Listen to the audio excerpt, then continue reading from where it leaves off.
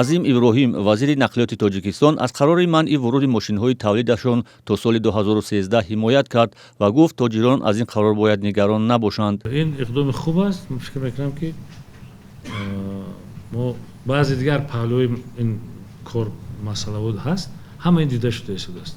барои ҳамина муҳлат доданд ки аз 1 январ, яъне дар давоми 3 моҳ аз дилхо нуқтаи замин агар шартномаҳо вай бошад, ҳамаи байнобат гирифта шудааст ки одамо корашонро дуруст кунанд то он вақта омода биёянд. дар гузашта чунин қароре ки вуруди мошинҳои бароридшашон то соли 2005 манъ карда шуда буд, шумораи зиёди мошинҳои кӯҳна дар роҳ банд монда буд. баъдан истисноан ба онҳо муҳлат доданд ки мошинҳои бандмондаро ба Тоҷикистон ворид кунанд. назари ронандагон ба ин қарор мухталиф аст. фикри ма ки дуруст аст, барое ки шаҳру симои шаҳрам бо вай мешавад, я мошинои нави шурӯъ вай мешавад, мошинои кӯҳнаро вай мебуроранд. ба фикрам ки ин бисёр чизи хуб аст.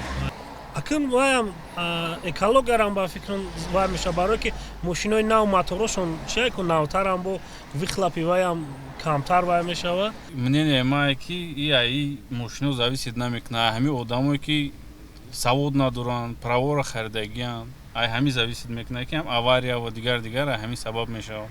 Ҳамин мошин фарқ надорад ки вай 90 солай, 2000 солай соз боша, ҳай кадай мегарди. ин сабабаш намешудад. тоҷироне ки ба воридот ва фурӯши мошинҳо дар Тоҷикистон машғуланд, бо овардани мисол аз ин қарор мегӯянд, ин тасмим боиси ба маротиб боло рафтани қимати мошинҳои кӯҳна шуда ва дастрасии сокинонро ба хариди мошин маҳдуд мекунад.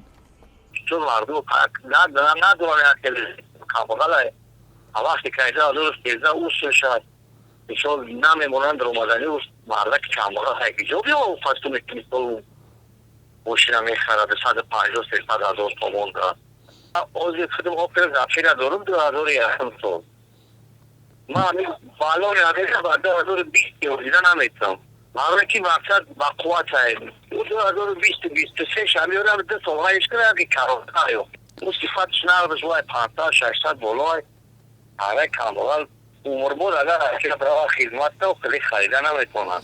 бархи огаҳон бар ин назаранд ки бо манъи воридоти мошинҳои истеҳсолӣ то соли 2013 тоҷирон талош мекунанд ки бо тағйири соли истеҳсоли мошин ва сохтакории дигар санадҳо мошинҳои кӯҳнаро ба кишвар ворид намоянд ва эҳтимол омилҳои фасодкорӣ афзоиш ёбад.